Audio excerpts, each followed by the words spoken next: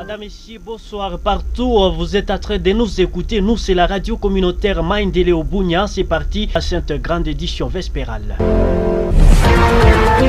Dans le cadre du renforcement de la cohabitation pacifique, la paix et la cohésion sociale dans la province de l'Ituri, une formation a été organisée à l'occasion des journalistes. Restez branchés. Plus de détails vous arrivent à tout à l'heure. Maïndéléo FM. Le député national élu de la circonscription électorale d'Ndjougou à Ituri, Floribert Ndjabou, a appelé le jeudi 12 septembre 2024 le gouvernement congolais à se poser pleinement dans les affaires sécuritaires. Plus de détails vous arrivent. Maïndéléo FM. Madame, ici, un agriculteur a été pris en otage par les présumés ZDF à Nyarongo dans la journée de jeudi 13 septembre 2024. Les détails vous arrivent avec Ramsey Maliki Dogo. Maïndéléo FM. Tels sont les titres choisis parmi tant d'autres qui font l'ossature de cette grande édition vespérale. Bienvenue à tous et au détail.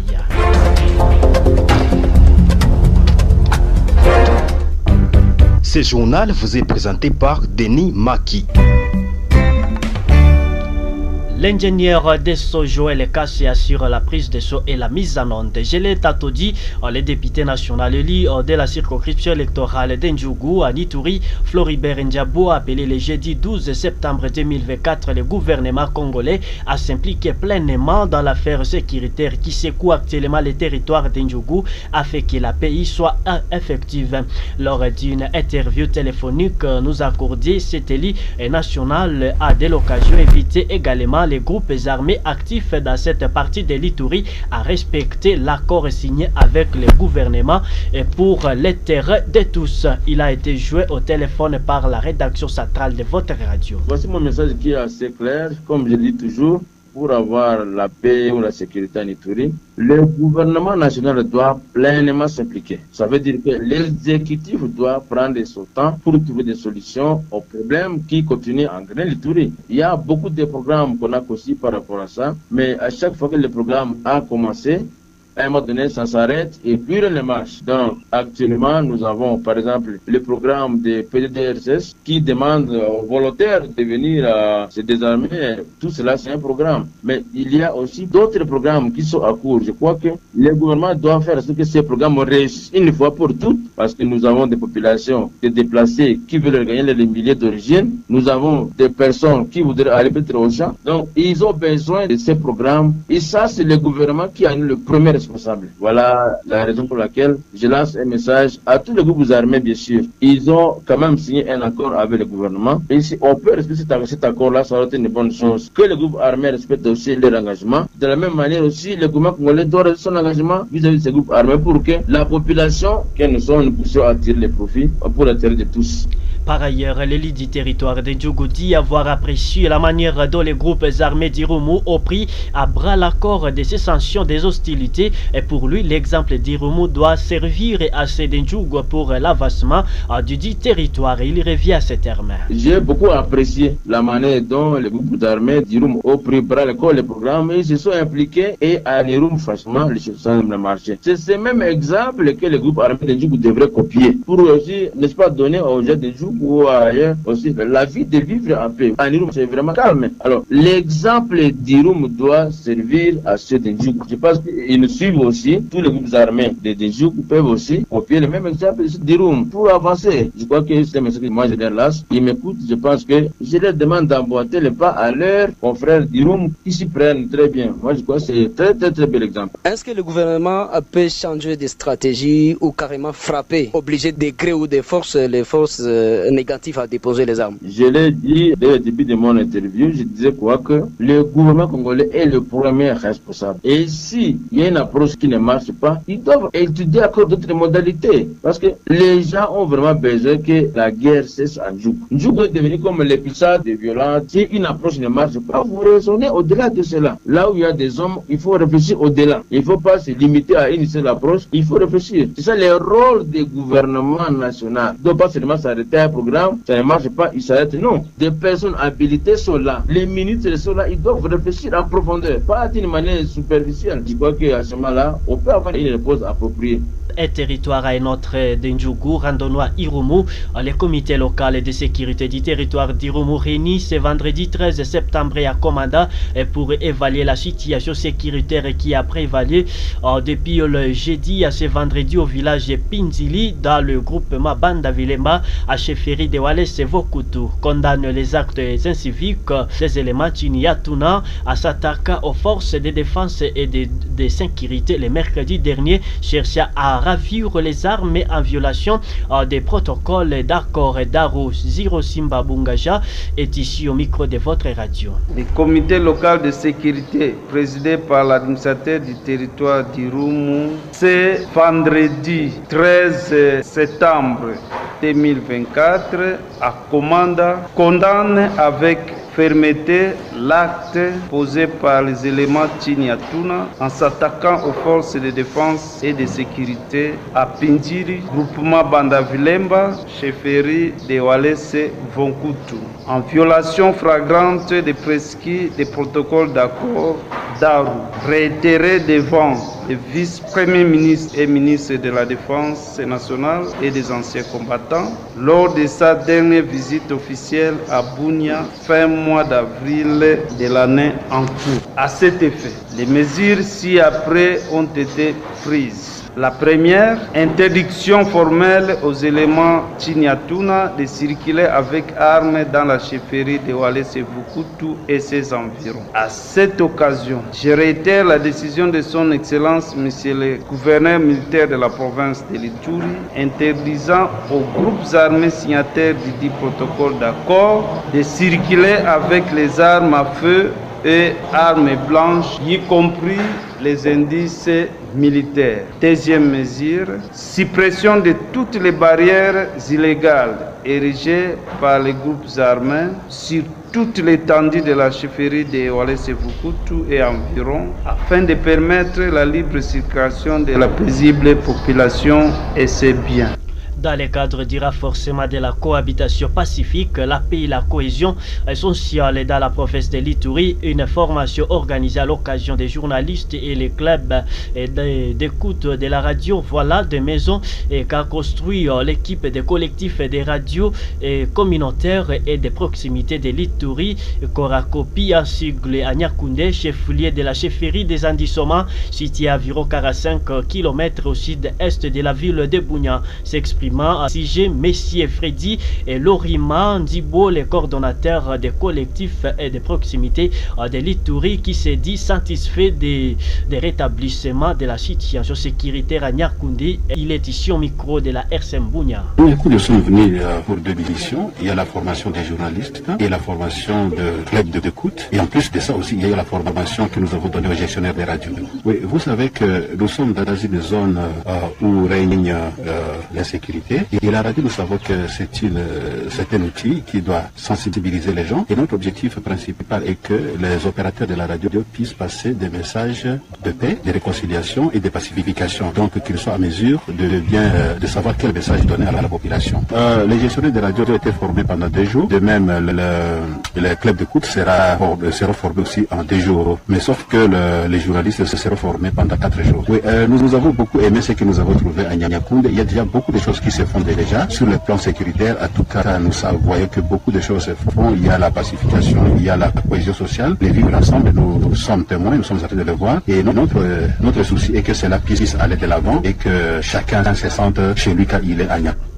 Un agriculteur a été pris en otage par le président Zadieff à Nyahongo, une attitude de la chefferie de Babila Babombi, la journée du jeudi 13 septembre 2024. C'est Ramse Maliki Dogo, activiste des droits humains au sein de la CRDH, qui a livré cette information à la RCM Bunia en appelant alors la population qu'il trisse de cette zone à suspendre et momentanément les activités champêtres. Il est ici au micro de la RCM Bunia. Nous sommes en train d'appeler appeler la population à la vigilance parce que l'ennemi est en train de se balader à l'est comme à l'ouest, où l'ennemi est devenu trop agressif, où il est en train de capturer les gens, il est en train de tuer les civils. Et l'ennemi a encore capturé un travailleur de Papa Javier au niveau de Nyaongo. Jusqu'à présent, il n'est pas encore retrouvé, on ne connaît pas aussi son sort. Donc l'ennemi est en train de circuler dans la zone est comme à l'ouest. Alors la population est appelée à la vigilance, surtout de ne plus fréquenter la partie est parce que cette partie n'est pas encore pacifiée. Et la partie est de Biakat, même la partie ouest, ces deux parties ne sont pas encore pacifiées. Nous devons dénoncer tout mouvement suspect de l'ennemi au service de sécurité pour que ces derniers vite interviennent avant que le pire n'arrive. Une incursion des rebelles ZDF a été signalée ce vendredi 13 septembre 2024 à Kitéré et dans le groupement Bangoli à chefferie de Babila Babombi à territoire de Mambasa. Nous sommes dans la province de l'Ituri et comme bilan provisoire, une personne est tuée selon le secrétaire de la CRDH, M.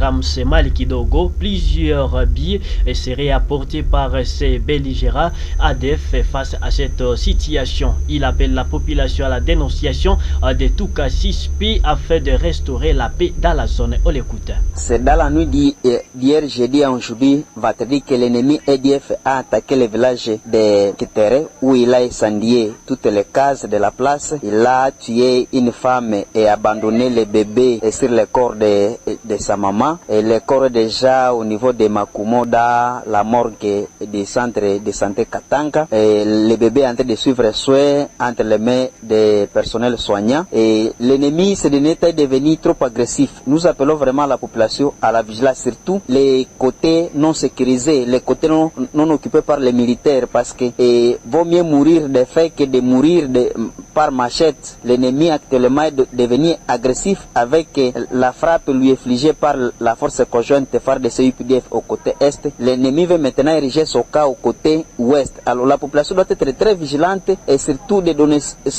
avant et au moment opportun tout mouvement suspect de l'ennemi avant que le pire n'arrive et avant que les dégâts soient enregistrés. L'ennemi encore vient d'être à son passage vient d'être enregistré au niveau de Sambango cette journée et il veut encore renforcer son effectif au côté ouest. Vraiment la population doit être très vigilante, que les autorités militaires interviennent vite et pacifier la région parce que la population a besoin de la paix et la population a besoin de retourner dans leur champ pour y vivre et vaquer librement à leurs occupations parce que c'est un droit, ce n'est pas une faveur. La situation sécuritaire toujours volatile dans l'est de la République démocratique du Congo.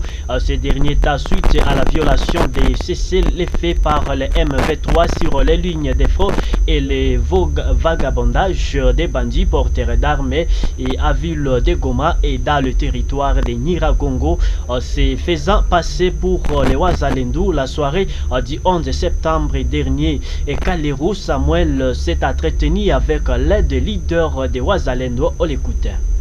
Bien sûr, c'est ce mercredi que Claude Moussavouli, communicateur des résistants de l'autodéfense, a été devant votre radio s'indignant du comportement des M23 sur les champs de bataille. Actuellement, il y a des attaques de la part de l'ennemi qui, lui, profita du cessez-le-feu qui a été décrété à Luanda entre son patron, le Rwanda, et la République démocratique du Congo. Alors, étant fidèle au cessez-le-feu, donc les forces loyalistes, l'ennemi, lui, trouve l'occasion d'attaquer. C'est pour cela que, étant des patriotes congolais, nous nous sommes dit, on doit contraindre l'ennemi à pouvoir profiter de ce fermé cessez-le-feu pour, encore une fois, continuer à envahir les espaces congolais. C'est comme ça que vous constatez les intenses combats presque dans les 3 territoires. Ce jeune patriote déplore également la présence des bandits à Goma et Nyiragongo qui ternissent l'image de Wazalendo et en appelle le gouvernement ainsi que la population à une complicité pour traquer ces bourreaux. Tous ceux qui sillonnent avec des armes dans des avenues, ce sont des bandits 40 folaires qui font porter cette lourdeur au dos des Wazalendo patriotes. Donc désormais la population doit savoir que tout celui qui tue aussi des paisibles populations, tout celui qui est en train de faire des cambriolages dans différents quartiers, il faut mettre la main sur lui. C'est des bandits. Les Wazalendo sont sur des lignes de front. Quelqu'un peut porter une tenue, se faisant passer pour Wazalendo, ça n'empêche qu'il soit un infiltré au sein de la ville pour abuser du nom de Wazalendo. Téné, pendant que des cas de pillage, de tracasseries, d'assassinats gagnent du terrain à Goma et Nyiragongo, le M23 viole les cessez-le-feu sur différentes lignes de front. Kalerou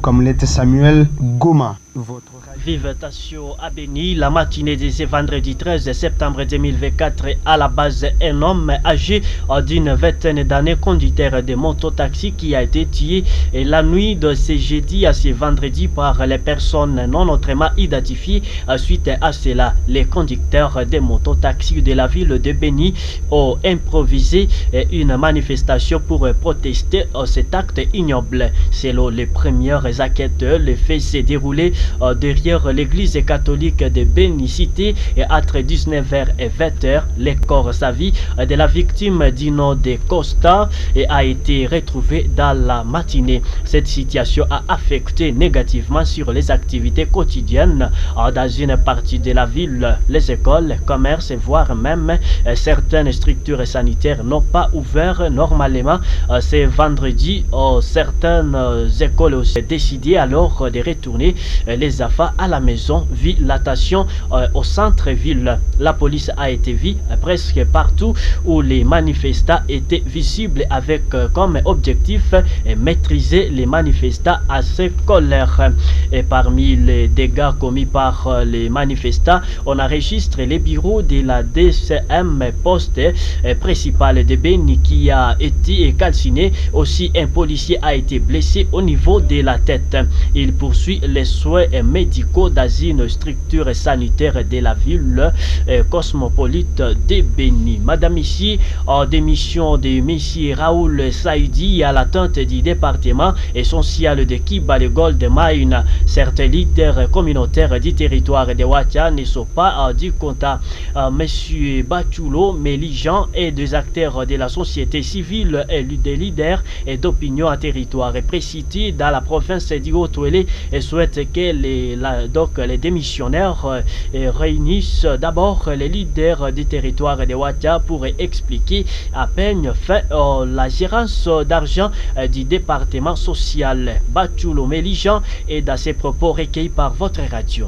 Démission à Raoul Ezaji et Bandi Kala. Oza kokosa communauté pour détourner bon à ringité batobaeba. Aninga démissionné après l'arrivée pour communauté et battre. Il s'est qui va leader de ce pays dans hôtel. Mais si c'est qui va les privés, ils ont travaillé dans bon, ils ont mon côté, ils ont Raoul peut avoir qui n'est pas bien la communauté. A expliqué sur communauté que mongo oyo ba pesa qui est à gérer la communauté et ça misala boni petit kali na caisse avant qu'il n'ako qu'il n'aka ndenge na tekala muki na tongo o na sa démissionner à la kei c'était avec ko sakana maire la communauté na ce que communauté à Ouacha ba fungola miso na makametali social ngi mine kei atre durba e Ouacha donc tika na souvenir nini ore kutekenda ka ba pesa ka batona jango za ngote avec ko sakana maire la communauté ore kenda ka ka te raula lali ala muki na tonga bio na sa démissionner ore kenda ka o le la communauté ya ka ngosolo ore kenda ka dare été mususu ezaka peke na muki na tongo alibesa kei edaba ja ping pong pona konyoko la population.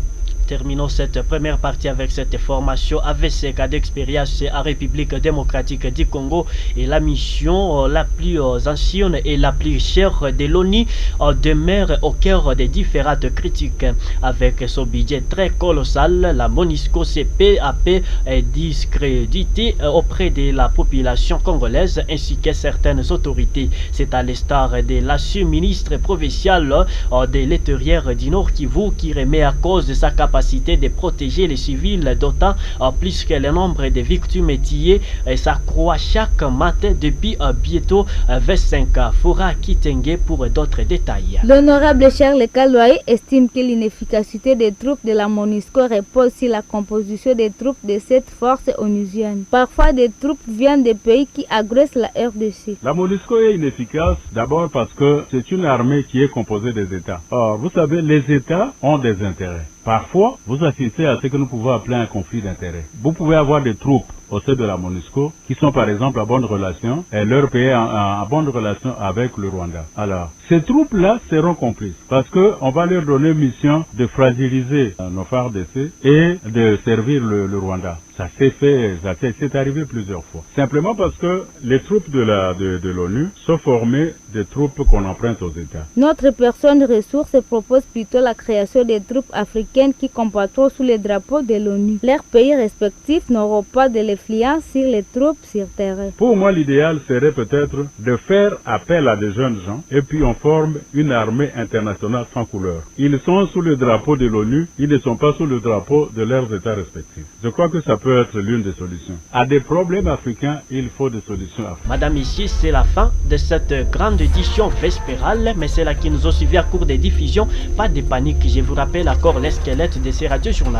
Maendeleo FM. Les députés nationaux et l'inscription électorale d'Ndjougou à Nituri et Floribert Ndiabou a appelé le jeudi 12 septembre le gouvernement congolais à s'impliquer pleinement dans l'affaire sécuritaire qui secoue actuellement les territoires d'Ndjougou. Et vous avez plus de détails dans ces radio-journaux-là. Maendeleo FM. Le comité local de sécurité du territoire d'Irumu réunit ce vendredi 13 septembre à Komanda et pour évaluer la situation sécuritaire qui a prévalu depuis jeudi à ce vendredi au village Pinzili dans le groupement Banda Vilemba à chefferie de Walese Vokutu. Vous avez les détails avec le colonel Ziro Simbabungaja dans cette édition des nouvelles. Maendeleo FM. Dans le cadre du renforcement de la cohabitation pacifique, la paix, la cohésion sociale dans la province de l'Ituri, une formation organisée à l'occasion des journalistes et le club d'écoute de la radio. Voilà des maisons qu'a construit l'équipe des collectifs des radios communautaires et des proximités de l'Ituri, Korakopi a siglé. Et nous sommes à Nyakoundé. Vous avez les détails dans cette édition des nouvelles. Tels sont les titres qui ont constitué l'ossature de cette grande édition vespérale. J'étais Denis Maki à sa présentation. La prise des sons et la mise en onde était bien l'œuvre de l'ingénieur des sons DJ Joël Kassel. La réalisation de cette édition était bien l'œuvre de Sissilema, les youtubeurs, qui est pas aussi de suivre cette même édition. Portez-vous tous bien.